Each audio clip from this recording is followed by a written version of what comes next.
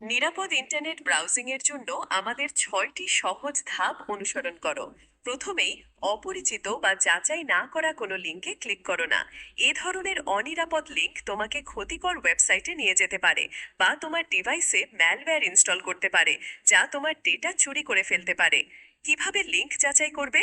লিঙ্কে ক্লিক না করে শুধু মাউস পয়েন্টার নিয়ে যাও, তাহলে আসল ইউআরএল দেখা যাবে। যদি অপরিচিত মনে হয় তাহলে ক্লিক করো না।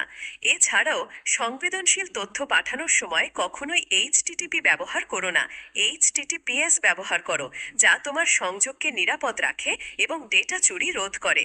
হ্যাকাররা প্রায়ই ভুয়া ওয়েবসাইট তৈরি করে, যেগুলো আসল সাইটের মতো দেখায়, কিন্তু ইউআরএল এ ছোটখাটো পার্থক্য থাকে। তুমি একবার তথ্য দিলে তারা তোমার অ্যাকাউন্টে প্রবেশ করতে পারে। এমন সাইটে পড়া এড়াতে কি করবে? সব সময় নিজে হাতে ওয়েবসাইটের ঠিকানা টাইপ করো এবং পছন্দের সাইটগুলো বুকমার্ক করে রাখো। হ্যাকাররা মাঝে মাঝে তাদের বিপজ্জনক সাইটগুলো সার্চ রেজাল্টের ওপরে তোলার জন্য এসইও ট্রিক ব্যবহার করে।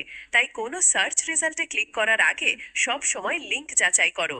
সাইবার অপরাধীরা মাঝে মাঝে ভুয়া পপ আপ দেখায়, যা আসল অ্যান্টিভাইরাস বা সিস্টেম আপডেটের মতো দেখায়। তুমি যদি স্ক্যান চালাও বা আপডেট ডাউনলোড করো, এ ধরনের বাটনে ক্লিক করো, তাহলে তোমার ডিভাইসে ম্যালওয়্যার ইনস্টল হয়। ভুয়া পপ আপ চিনবে কিভাবে?